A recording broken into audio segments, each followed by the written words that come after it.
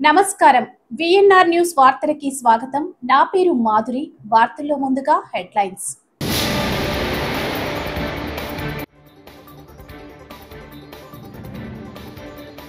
ఉగ్రవాదులకు ఎట్టి పరిస్థితుల్లోనే వదిలిపెట్టేదే లేదని కేంద్ర మంత్రి రాజ్నాథ్ సింగ్ స్పష్టం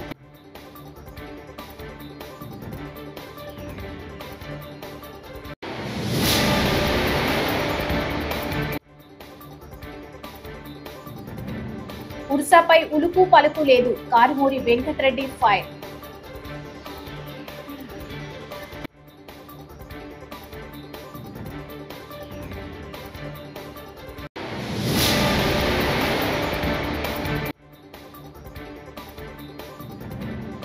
ఉగ్రదాడి బాధితులను పరామర్శించిన అమిత్ షా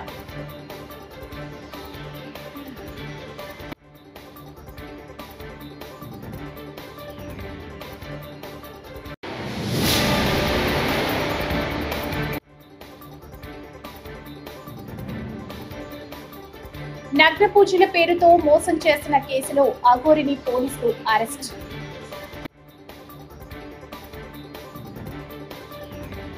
ఇక డీటెయిల్స్ చూస్తే ఉగ్రవాదులను ఎట్టి పరిస్థితుల్లోనూ వదిలిపెట్టేదే లేదని కేంద్ర మంత్రి రాజ్నాథ్ సింగ్ స్పష్టం చేశారు. మీడియాతో మాట్లాడుతూ ఉగ్రవాదులు ఊహించని రీతిలో బదులిచ్చి తీరుతామని హెచ్చరించారు. ఈ దాడిలో అమాయకులు ప్రాణాలు కోల్పోయారని ఉగ్రవాదాన్ని తుదముట్టించడమే భారత్ విధానమని వెల్లడించారు. త్రివిధ దళాలు నిత్యం అప్రమత్తంగా ఉండాలని ఆదేశించారు. जहां इंडियन फोर्स एक डिसाइसिव फैक्टर के रूप में उभरी है, आज स्थिति यह है कि हम दुनिया की सबसे ताकतवर फोर्सों में से एक हैं। आज हमारी एयरफोर्स बेहद मजबूती के साथ हमारे नेशनल सिक्योरिटी के लिए एक स्ट्रांग पिलर के रूप में काम कर रही है। साथियों, यह कहने की आवश्यकता नहीं है कि नेशनल सिक्योरिटी किसी भी देश के लिए सबसे महत्वपूर्ण यह मुद्दा हुआ करता है। कोई भी राष्ट्र तभी विकास कर पाता है जब उसकी सीमाएं सुरक्षित हों और जब वह आंतरिक रूप से सिक्योर हो। और मुझे इस बात की प्रसन्नता है कि नेशनल सिक्योरिटी को इन्हांस करने की दिशा में मुझे भी कुछ न कुछ अपना योगदान करने का अवसर मिला है। पहले गृह मंत्री के रूप में और अब रक्षा मंत्री के रूप में मेरा प्रयास रहा है कि भारत की सुरक्षा व्यवस्था को लगातार सुदृढ़ रखा जाए। यह विषय हमेशा मेरे मन के करीब रहा है। अपने इस प्रयास के दौरान मेरी अपनी एक समझ बनी कि नेशनल सिक्योरिटी को लेकर मेरा खुद का एक अलग विजन बना है और अपनी उस समझ और विजन के आधार पर मैंने बहुत सी बातें सीखी भी हैं यहाँ आकर 11 वर्षों के अंदर। और अब उन्हीं को आधार बनाकर मैं अपनी तरफ से कुछ बातें आपके सामने भी यहाँ रखना चाहूंगा। आज कंटेम्प्रेरी वर्ल्ड में हो रहे दो प्रमुख चेंजेज पर मैं आपसे खास बातचीत करना चाहूंगा। इन दोनों चेंजेज ने आज विश्व को एक ऐसे डायनेमिक और अनसर्टेन दौर में लाकर खड़ा कर दिया है जो पहले कभी नहीं था। కూటమి ప్రభుత్వం తన మనుషులకు విలువైన భూములు దోచిపెడుతుందని వైఎస్ఆర్సీపీ అధికార ప్రతినిధి కారుమూరి వెంకటరెడ్డి మండిపడ్డారు. ఊర్సా అనే ఊరు పేరు లేని కంపెనీ విశాఖలో 60 ఎకరాలు కట్టబెట్టారని, ఈ కంపెనీకి భూములు కట్టబెట్టడంపై రాష్ట్ర వ్యాప్తంగా చర్చ జరుగుతోందన్నారు. దీనిపై కూటమి మంత్రులు, ఎమ్మెల్యేలు తేలుకుట్టిన దొంగల్లా మాట్లాడడం లేదని దుయ్యబట్టారు. 60 ఎకరాల భూములు కట్టబెడతారనే దాని మీద పెద్ద ఎత్తున చర్చ జరుగుతూ ఉంటే ఈ తేలుకుట్టిన దొంగల్లాగా ఆంధ్రప్రదేశ్ రాష్ట్ర ప్రభుత్వంలో ఉన్నటువంటి మంత్రులు, ఎందుకంటే ఇది మంత్రిమండలి తీసుకొని మంత్రిమండలే ఇది కేటాయించిన భూముల్ని, కానీ ఒక్క మంత్రి కూడా వచ్చి దాని మీద ఇప్పటి వరకు ప్రెస్ మీట్ పెట్టాల, దాని మీద వివరణ ఇవ్వాల. 164 మంది ఉన్నారు ఎమ్మెల్యేలు, ఒక్కళ్ళు కూడా దాని మీద ఎస్ ఈ కంపెనీ అనేది ఈ కంపెనీకి మేము భూముల్ని కేటాయించాం, ఈ కంపెనీకి సంబంధించినటువంటి చరిత్ర ఇదని చెప్పి ఎక్కడ ఇప్పటి వరకు కూడా స్పందన లేదు. ఎందుకంటే వీళ్ళు ఆల్రెడీ డొల్ల కంపెనీ కాబట్టి. ఎవడైనా 2 నెలల క్రితం రిజిస్టర్ అయినటువంటి కంపెనీ కేవలం 9,10,000 రూపాయలతో ఏదైతే ఒక కంపెనీని స్టార్ట్ చేస్తే అది కూడా ఒక ఎంప్లాయీ లేడు, దాంట్లో ఇద్దరు ఎవరైతే డైరెక్టర్లు ఉన్నారో వాళ్ళిద్దరే డైరెక్టర్లు, వాళ్ళిద్దరే ఎంప్లాయీలు, అక్కడ దానికి ఒక టర్న్ ఓవర్ లేదు, ఏం లేనటువంటి కంపెనీ హైదరాబాద్లో ఒక రెసిడెన్షియల్ ఫ్లాట్లో అడ్రస్తో రిజిస్టర్ అయినటువంటి కంపెనీకి దాదాపుగా ఎకరం 50 కోట్ల రూపాయల విలువ చేసేటటువంటి భూములు. అంటే 60 ఎకరాల భూములు, అంటే దాదాపుగా 3,000 కోట్ల రూపాయల విలువైనటువంటి భూముల్ని కేవలం 99 పైసలకే కట్టబెట్టారు అనేది ఈరోజు క్లియర్గా కనపడతా ఉంది. అంటే మొత్తం అమ్మేశారు 99 పైసలకి, అంటే ఉచితంగా ఇచ్చినట్టు. ఇంకా 99 పైసలు ఒక పేరుకి 60 అంటే 3,000 కోట్ల రూపాయల విలువైనటువంటి భూముల్ని ఏదైతే ఫ్రీగా వాళ్ళకి సంబంధించినటువంటి మనుషులకి దోచిపెట్టినటువంటి కార్యక్రమం. ఎవరు ఈ కంపెనీలను ఆరాధిస్తే నారా లోకేష్కి సన్నిహితుడు, ఈరోజు ఆంధ్రప్రదేశ్ రాష్ట్రంలో ఏదైతే రాజ్యాంగేతర శక్తిగా పనిచేస్తున్నటువంటి కిలారు రాజేష్. కేంద్ర హోంమంత్రి అమిత్ షా పహల్గామ్ ఉగ్రదాడిలో బాధితులను పరామర్శించారు. తమ సన్నిహితులను కోల్పోయిన వారు అమిత్ షా సమక్షంలో కన్నీటి పర్యాంతమయ్యారు. విహారయాత్రకు వచ్చి ఇలాంటి దుస్థితిని ఎదుర్కోవాల్సి వస్తుందని ఊహించలేకపోయామని బాధితులు ఆవేదన వ్యక్తం చేశారు. దాడికి పాల్పడిన ముష్కరులపై కఠిన చర్యలు తీసుకోవాలని వారు డిమాండ్ చేశారు. బాధితుల బాధను విని అమిత్ షా దిగ్భ్రాంతి వ్యక్తం చేశారు.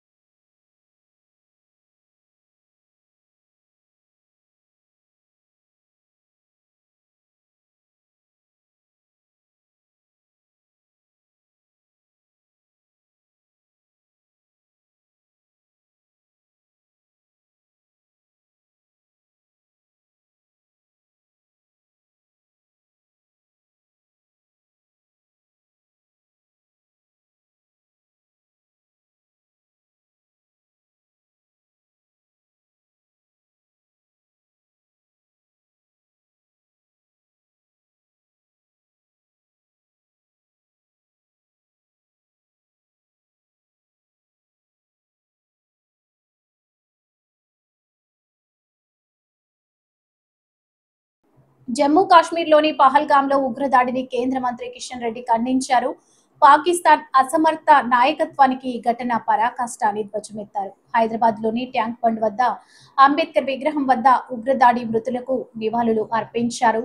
నల్ల దుస్తులు ధరించి జాతీయ జెండాలతో నిరసన వ్యక్తం చేశారు. భారత్ ను దెబ్బతీయాలని పాక్ చూస్తే మూల్యం చెల్లించుకున్నట్లేనని హెచ్చరించారు.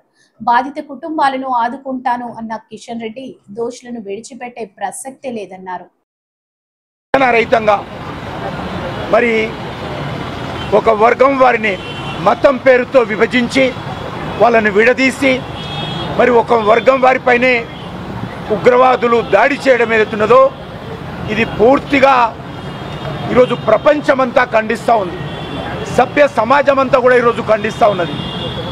పాకిస్తాన్ గత అనేక రోజులుగా తమ దేశంలో జరుగుతున్నటువంటి అంతర్గత వ్యవహారాలను సరిదిద్దుకోనేటువంటి అసమర్థమైనటువంటి నాయకత్వము మరి ఈరోజు భారతదేశంలో 370 ఆర్టికల్ తొలగించిన తర్వాత జమ్మూ కాశ్మీర్లో ఎన్నో రకాల అభివృద్ధి జరుగుతూ ఉంది. 30 సంవత్సరాల తర్వాత ఈరోజు పర్యాటకులు కూడా వెళ్ళే విధంగా అక్కడ మంచి వాతావరణం ఏర్పడింది. ఉద్యోగ అవకాశాలు మెరుగుపడతా ఉన్నాయి. అన్ని రకాలుగా జనజీవనం సంతోషంగా ఉన్నటువంటి ఈ నేపథ్యంలో మళ్ళీ ఈరోజు పాకిస్తాన్ జమ్మూ కాశ్మీర్లో నిప్పులు పోసే విధంగా అమాయకులైనటువంటి పర్యాటకులను ఈరోజు విచక్షణారహితంగా కాల్చి చంపడం ఏదైతున్నదో ఈరోజు మేము పూర్తిగా ఖండిస్తూ ఉన్నాము. ఈ రకమైనటువంటి ఉగ్రవాద చర్యల ద్వారా పాకిస్తాన్ భారతదేశాన్ని భయపెట్టాలనుకుంటే, పాకిస్తాన్ భారతదేశాన్ని దెబ్బతీయాలనుకుంటే అది వాళ్ళ పొరపాటు. ఇప్పటికే పాకిస్తాన్ గత కొన్ని సంవత్సరాలుగా ప్రపంచ దేశాల ముందు చిప్పపట్టుకొని భిక్షమెత్తుకునే పరిస్థితి వచ్చినప్పుడు కూడా సిగ్గు లేకుండా ఈరోజు భారతదేశం మీద దాడి చేయడము, భారతదేశ పర్యాటకులను హతమార్చడం ఏదైతున్నదో చాలా సిగ్గుమాలినటువంటి చర్య. దీనిని పూర్తిగా ఖండిస్తా ఉన్నాము. ఖచ్చితంగా బాధిత కుటుంబాలకు ఆదుకుంటాము. ఎవరైతే దోషులుగా ఉన్నారో, ఎవరైతే టెర్రరిస్టులు అమాయకులైనటువంటి భారత పర్యాటకుల మీద దాడి చేశారో వాళ్ళని ఎట్టి పరిస్థితుల్లో వదిలే సమస్య లేదు. ఖచ్చితంగా వాళ్ళపైన చర్య తీసుకునే విధంగా భారత ప్రభుత్వం నిర్ణయం తీసుకుంటుందని ఈ సందర్భంగా మనవి చేస్తా ఉన్నాను. ఉత్తరప్రదేశ్లో నగ్న పూజల పేరుతో 10 లక్షల రూపాయలు వసూలు చేసి మోసం చేసిన కేసులో ఆఘోరిని పోలీసులు అరెస్ట్ చేశారు. దీనిపై ఆఘోరి తరపు లాయర్ స్పందించారు. మీడియాతో మాట్లాడుతూ బెయిల్ ఎప్పుడు వస్తుందో, ఎలాంటి చర్యలు తీసుకుంటారో చెప్పలేమని, కేసు పత్రాలు మాత్రమే ఇచ్చారని ఆయన తెలిపారు. ఆఘోరికి 10 ఏళ్లలోపు శిక్ష పడే అవకాశం ఉందని, న్యాయస్థానాన్ని తప్పుదోవ పట్టిస్తుందని ఆయన పేర్కొన్నారు.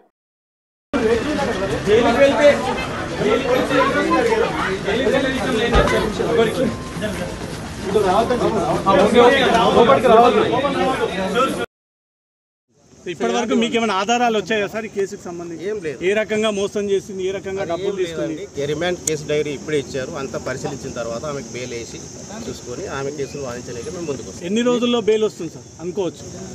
చెప్పలేమండి. ఇది 30 రోజుల్లో కానీ 15 రోజుల్లో కానీ రావు. ఈమె పైన పెట్టిన సెక్షన్స్ ఎలాంటివి సార్? ఆడనుకోవచ్చా, మొగ అనుకోవచ్చా? మీరు ఎట్లా ట్రీట్ చేస్తారు? అది చీటింగ్ అండి. ఈమె చేసింది చీటింగ్ కేసు కాబట్టి ఏ విధమైన చట్టపరమైన చర్యలు తీసుకోవాలి. ఇప్పుడు పురుష జైల్లో ఉంటుందా, మహిళా జైల్లో ఉంటుందా? మహిళా జైలు అనేది పురుష జైలు అనేది మనం చెప్పలేమండి, డాక్టర్లు చెప్తారు. మీరు చెప్పలేము. మీరు కోర్టుకి ఏమని విన్నపిస్తారు సార్? ఇప్పుడు జెంట్స్ జైల్లో ఉన్న పరిశానే, లేడీస్ జైల్లో ఉన్న పరిశానే, వీళ్ళకు ప్రత్యేక జైల్స్ లేవు కానీ వీళ్ళను పోలీసు వారు చూసుకుంటారండి. ఏ జైల్లో పెట్టాలి ఏందనేది పోలీసు వారు చూసుకుంటారు. మళ్ళీ కస్టడీ కోరే అవకాశం ఉందా సార్ ఏమన్నా?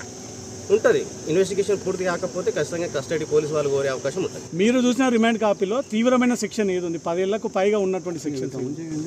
10 ఏళ్ల పైన లేదండి, 10 ఏళ్ల లోపల ఉన్న శిక్షణ. 10 ఏళ్ల లోపు అంటే మరి రిమాండ్ రిజెక్ట్ అవుతుంది కదా సార్? ఇప్పుడు రిమాండ్ విధించారు. రిమాండ్ విధించిన తర్వాత అది పరిశీలనలో ఉంటుంది. 10 ఏళ్ల పైన అంటేనేమో సెషన్స్ కోర్టుకి వెళ్తారు. 10 ఏళ్ల లోపల అంటే జూనియర్ కోర్టు.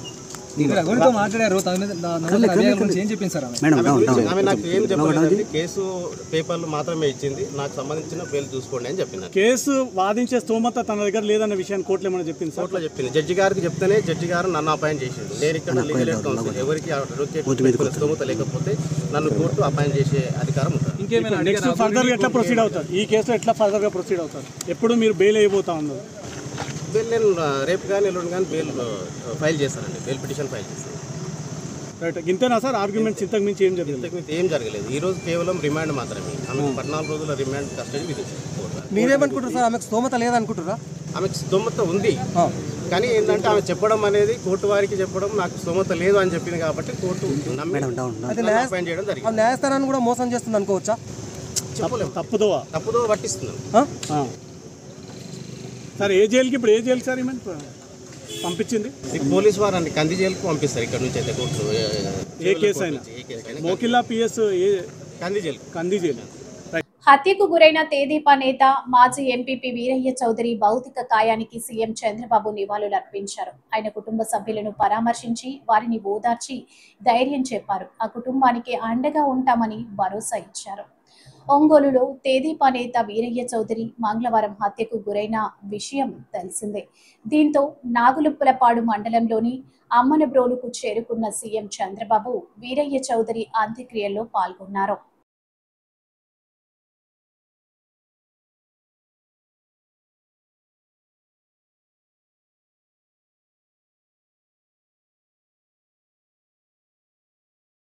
ఈరోజు వీరయ్య చౌదరి గారి యొక్క హత్య జీర్ణించుకోలేకపోతున్నాం. నిన్న నేను ఢిల్లీలో ఉన్నప్పుడు ఈ వార్త నాకు తెలిసింది. వెంటనే ఎస్పీతో మాట్లాడాను. నిన్నటి నుంచి దీనిపైన అన్ని విధాలుగా అన్వేషిస్తున్నాం, ఇన్వెస్టిగేషన్ చేస్తున్నాం. 12 టీములు వేశాం. జరిగిన విధానం కూడా చూస్తే చాలా కరుడు కట్టినటువంటి నేరస్తులు కూడా చేయని విధంగా ఈ హత్య చేసే పరిస్థితికి వచ్చారు. 53 చోట్ల కత్తిపోట్లు ఉన్నాయి. అంటే ఇది చూసిన తర్వాత ఈ రాష్ట్రంలో ఇలాంటి ఘోరమైన వ్యక్తులు కూడా ఉన్నారా అనిపిస్తుంది. ఏది ఏమైనా 12 టీంలు పనిచేస్తున్నాయి. వీరయ్య చౌదరి గారు మంచి నాయకుడు, సమర్థవంతమైన వ్యక్తి. ఏదైతే యువగళం అప్పుడైతే 100 రోజులు లోకేష్ గారితో కూడా తిరిగారు. అదే సమయంలో అమరావతి రైతులు పాదయాత్రలో వచ్చినప్పుడు వాళ్ళకి అండగా నిలబడ్డాడు. అంతేకాకుండా పార్టీకి ఒక మంచి నాయకుడిగా, సమర్థవంతమైన వ్యక్తిగా ఇక్కడ పనిచేశాడు. ఈ మండలంలోనే ఒక 10,000 ఓట్ల మెజార్టీ సాధించే పరిస్థితిలో ఉన్నాడంటే ఎంత మంచి నాయకుడు మనం అర్థం చేసుకోవాలి. ఆయన ఎన్నికలప్పుడు నేను ఇక్కడ చూడడమే కాకుండా చీరాల కూడా చూసుకోమంటే ఇక్కడ చీరాల 2 సమర్థవంతంగా చేసి 2 గెలిపించే పరిస్థితికి వచ్చారు. అలాంటి మంచి నాయకుడిని రోజు కోల్పోవడం చాలా బాధేస్తుంది. అదే సమయంలో తెలుగుదేశం ప్రభుత్వంలో ఇలాంటి ఘోరాలు జరగడం చాలా జీర్ణించుకోలేకపోతున్నా. నేను ఒకటే హెచ్చరిస్తున్నా, ఇప్పటికే 12 టీంలు వేసాం. సీసీటీవీ కెమెరాల్లో ఉండే క్లూస్ కూడా తీసుకుంటున్నాం. కానీ చాలా మందికి ఒకటే విజ్ఞప్తి చేస్తున్నా, మీకేదైనా గానీ క్లూస్ దొరికితే ప్రజాహితం కోసం మీరు కూడా చెప్పండి. ఈ రోజు కాకపోయినా రేపైనా సరే ఎవరైతే ఇలాంటి తప్పుడు పనులు చేశారో వాళ్ళని పట్టుకోవడం 100% చేస్తాం. అది చేసే వరకు వదిలిపెట్టనని చెప్పి ఈ రోజు ఇక్కడ మీ అందరికీ తెలియజేస్తున్నా. కానీ ఒకటే హెచ్చరిక చేస్తున్నా, ఇలాంటి హత్యా రాజకీయాలు చేసే వ్యక్తులకు గాని, హత్యలు చేసే వ్యక్తులకు గాని ఒకటే హెచ్చరిక, ఇలాంటి తప్పుడు పనులు చేసిన మీరు కూడా చివరకు కాలగర్భంలో గడిచిపోతారు, గుర్తుపెట్టుకోమని హెచ్చరిస్తున్నా. రాజమండ్రి నగరంలోని 9,000 మందికి 4 నెలల్లో 2 సెంట్ల చొప్పున ఇళ్ల పట్టాలు పంపిణీ చేస్తామని రాజమండ్రి సిటీ ఎమ్మెల్యే ఆదిరెడ్డి శ్రీనివాస్ వాసు ప్రకటించారు. పేదలు సొంతింటి కల సాకారం చేసేందుకు కూటమి ప్రభుత్వం విశేషంగా కృషి చేస్తుందని చెప్పారు. 6వ వార్డు గొల్ల వీధిలోని 33 మంది బాంబే లబ్ధిదారులకు పోవిషన్ సర్టిఫికేట్స్ అందజేసే కార్యక్రమం మంగళవారం సాయంత్రం జరిగింది. ఈ సందర్భంగా టీడీపీ రాజమండ్రి పార్లమెంటు కమిటీ ఉపాధ్యక్షుడు మజ్జి రాంబాబు అధ్యక్షతన టీడీపీ 6వ వార్డు ఇన్ఛార్జ్ మజ్జి మణికంఠ పర్యవేక్షణలో నిర్వహించిన సభలో ఎమ్మెల్యే ఆదిరెడ్డి వాసు, మాజీ ఎమ్మెల్సీ ఆదిరెడ్డి అప్పారావు, టీడీపీ రాష్ట్ర ప్రధాన కార్యదర్శి గన్ని కృష్ణ, రాష్ట్ర కార్యదర్శి కాశీ నవీన్ కుమార్ తదితరులు పాల్గొన్నారు. చెప్తా ఉన్నాం, మిమ్మల్ని కోరేది ఒకటే, ప్రజలు కూటమికి అండగా నిలబడండి, మద్దతుగా నిలబడండి. వాళ్ళన్ని టీడీపీ హయాంలోనే ఎక్కడ ఉన్నారు అక్కడ కాను. రేపటి నుంచి మళ్ళీ ఏదైతే వెళ్తారని కూడా ఆ అబ్బాయికి కూడా బాధ్యత. రాంబాబు గారు ఒకసారి రెడీ.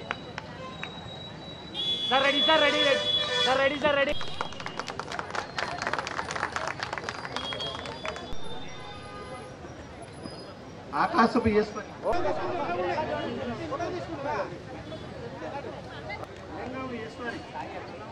లింగం ఈశ్వరి గారు, నాగమణి గారు,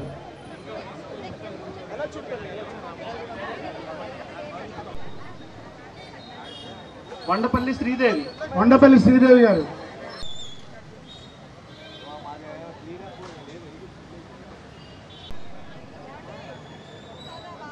మరి చివరికి మీకు మీరుగా రావడం ఉంటున్నాం, కానీ మాకు హక్కు లేని పరిస్థితి అని మీరు చెప్పినప్పుడు హక్కు లేకపోవడం ఏంటి, 15 ఏళ్ళ నుంచి ఉంటున్న వాళ్ళని మాకే ఆశ్చర్యం అనిపించింది. అంటే మరి గత పాలకులు ఎంత నిర్లక్ష్యం వ్యవహరించారన్నది మీరే ఉదాహరణ. ఈ రోజు దాకా హక్కు లేకుండా మీరు ఉండడం అన్నది దినదిన గండమే. ప్రతిరోజు కూడా ఏదైనా సర్వే జరుగుతుందన్నా, ఇంకేదైనా జరుగుతుందన్నా మరి భయమే. మీరు అదృష్టవంతులే. నాకు తెలిసి గత వైసీపీ పాలకులు మీ మీద దృష్టి పెట్టలేదు. దృష్టి పెట్టుంటే ఆ 33 మంది స్థానంలో వాళ్ళ సొంత మనుషులకి రేటు కట్టేసుకొని ఖాళీ చేయించి మీది బలవంతంగానే వాళ్ళకి ఇప్పించేసేవారు. కానీ తెలుగుదేశం పార్టీ కానీ కూటమి ఆలోచన కానీ దానికి విరుద్ధంగా ఉంటుంది. ఎవరైతే ఉన్నారో, ఎవరైతే ఇన్ని సంవత్సరాల నుంచి ఉన్నారో వెరిఫై చేశాం. చాలా చక్కగా ఏదైతే మీరు అందరూ కూడా సహకరించడంతో పెద్దలు మజ్జి రాంబాబు గారు అలాగే సోదరుడు మజ్జి మణికంఠ చాలా చక్కగా ఫాలోఅప్ చేసుకొని ఈ యొక్క 33 మందికి కూడా, అందులో 2-3 చిన్న వెరిఫికేషన్స్ ఉన్నాయి ఐడెంటిటీ, వాటిని కూడా వెరిఫై చేసుకున్నట్లయితే 33 మందికి కూడా ఈ రోజు అధికారికంగా అధికారుల సమక్షంలో కూటమి ప్రభుత్వం మీకు పట్టాలు ఇస్తుందని చెప్పి ఈరోజు చాలా గర్వంగా చెప్తా ఉన్నాం. 11 మంది ఆ ఇళ్లలో వాళ్ళకి పొజిషన్ సర్టిఫికేట్ లేదు.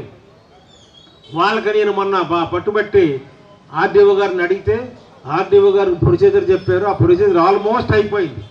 రేపు ఒక 2-3 రోజుల్లో వాళ్ళ పొజిషన్ సర్టిఫికేట్ ఇస్తాక సిద్ధంగా ఉన్నప్పుడు ఎమ్మెల్యే గారి చేతుల మీదుగా ఇవ్వండి అని నేను చెప్పాను.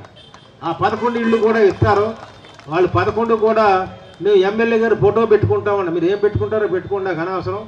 ఆ 11 ఇళ్ళు కూటమి ప్రభుత్వంలో స్కీమ్లను అమలు చేయడం లేదును కానీ స్కాములు చేస్తున్నారని, కోట్లు విలువ చేసే భూములను ఎకరం 50 లక్షలకు ఎలా కేటాయిస్తారని, ఇది అధికార దుర్వినియోగం కాదా అని వైసీపీ రాష్ట్ర అధికార ప్రతినిధి మాజీ ఎంపీ మార్గాని భరత్రామ్ నిలదీశారు. స్థానిక విఎల్పురం మార్గాని ఎస్టేట్లో బుధవారం జరిగిన మీడియా సమావేశంలో ఆయన మాట్లాడుతూ నీతి నిజాయితీలకు మారుపేరైన ఐపీఎస్ అధికారి సిఎస్ఆర్ ఆంజనేయులను అరెస్ట్ చేయడం దారుణమని వ్యాఖ్యానించారు.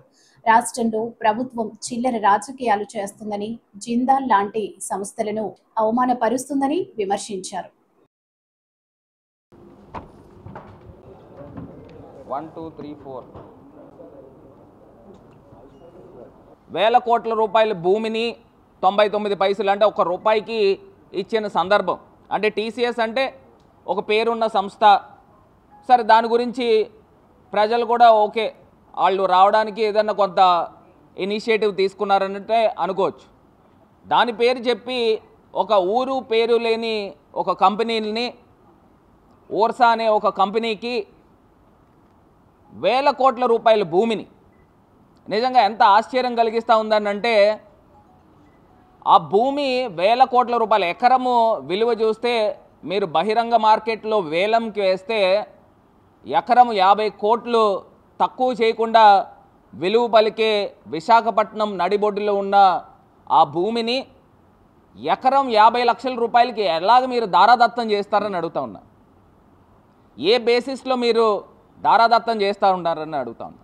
సుమారుగా 56 ఎకరాల భూమి, సుమారుగా దాని విలువ చూస్తే 3,000 కోట్ల రూపాయలు, దగ్గరలో 3,000 కోట్ల రూపాయల భూమిని అంటే ఎకరం 50 లక్షలకి ఏ రకంగా ఇస్తారండి? నాకు అర్థం కాల. ఇంత అన్యాయమా? అంటే ఇది అధికార దుర్వినియోగం కాదా అని అడుగుతా ఉన్నా. ఒక పక్కనేమో రాష్ట్రాన్ని అప్పుల మీద అప్పులు చేస్తూనే పోతా ఉన్నారు. ప్రతి సోమవారం మంగళవారం పేరు చెప్తే 100 కోట్ల రూపాయలు అప్పులు చేయకుండా రాష్ట్రాన్ని నడపగలిగే పరిస్థితులు కనబడతా ఉన్నాయా అని అడుగుతా ఉన్నా. ఇప్పుడు నాకు కూడా అర్థం కావట్లేదండి. ఇప్పుడు నేను 6 సార్లు రావడం ఏంటి? అసలు నువ్వు స్వామిమాల్లో ఉన్నావా, దీక్షలో ఉన్నావా, అబద్ధాలు ఆడడం ఏంటి? అంటే నేను సంతకాలు పెట్టి నువ్వు ఆ అకౌంట్ చూసుకుంటున్నావా? నువ్వు ఎల్లుండవు కూడా. అన్నిసార్లు నేను కోవిడ్ టైంలో అన్నిసార్లు వెళ్ళాను. పొద్దున్న లెగిస్తే కోవిడ్ టైంలో అక్కడే ఉండేవాడిని పొద్దున్న నుంచి సాయంత్రం దాకా. పేషెంట్లను జాయిన్ చేయడమే నా పని. ఆక్సిజన్ ఆన్ వీల్స్ పెట్టాను. రాజమండ్రిలో కాదు కదా, స్టేట్లో బహుశా. తూర్పు గోదావరి జిల్లా కలెక్టర్ ప్రశాంతి జిల్లా ప్రభుత్వ ఆసుపత్రిలో ఐసోలేషన్ వార్డును పరిశీలించిన అనంతరం మాతా శిశు సంరక్షణ వార్డు, క్రిటికల్ కేర్ బ్లాక్ పనులు పురోగతిపై ఆసుపత్రి సూపరింటెండెంట్ ఎం లక్ష్మీ సూర్యప్రభ వివరాలు అడిగి తెలుసుకోవడం జరిగింది. ఈ సందర్భంగా జిల్లా కలెక్టర్ ప్రశాంతి మాట్లాడుతూ ఐసోలేషన్ వార్డును పూర్తి స్థాయిలో అందుబాటులోకి తీసుకొని రావాలని ఆదేశించారు. మాతా శిశు ఆరోగ్య సంరక్షణ వార్డును తగిన వైద్య సేవలు అందించేందుకు సిద్ధం చేసుకోవాలని కోరారు. ఇప్పటికే మాతా శిశు ఆరోగ్య బ్లాక్ అందుబాటులో ఉండే విధంగా చర్యలు తీసుకోవాలని గత సమావేశంలో స్పష్టం చేశామన్నారు. 15 రోజుల్లో ఎంసీహెచ్ బ్లాక్ ద్వారా సేవలు అందించేందుకు సిద్ధంగా ఉన్నామన్నారు.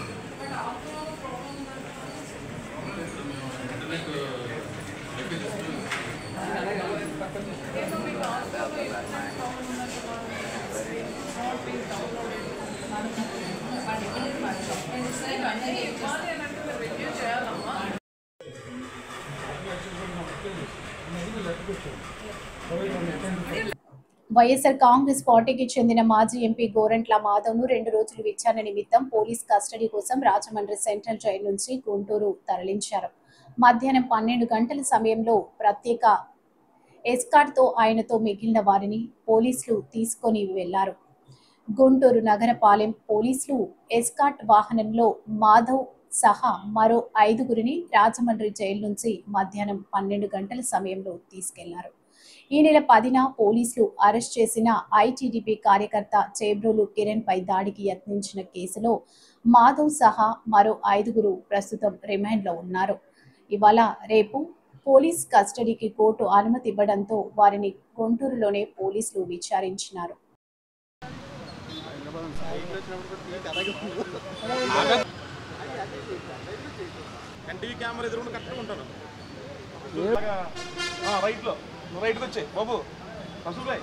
వస్తానన్న మారుతారు, ప్లేస్ మారుతుంది. నేను చూసుకుంటా పర్లేదు, వచ్చేస్తాను. నేను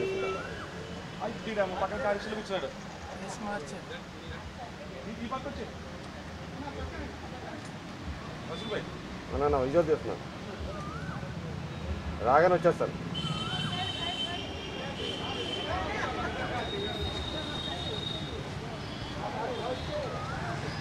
మనకు విజువల్ వచ్చింది సార్.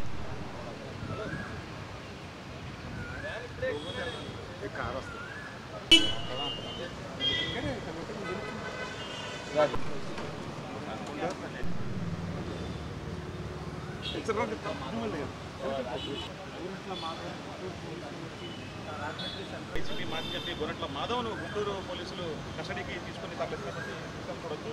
కొద్దిపడికి సెంట్రల్ జైల్లో అలాగే గుంటూరుకు సంబంధించినటువంటి వాహనంతో పాటు గోరంట్ల మాధవ్ని తరలిస్తున్న దృశ్యాలు కూడా చూడొచ్చు. 2 రోజుల పాటు కస్టడీకి తీసుకున్నటువంటి గోరంట్ల మాధవ్ లోపల ఉన్న దృశ్యాలు కూడా. ఈ వార్తలు ఇంతటితో సమాప్తం. నమస్కారం.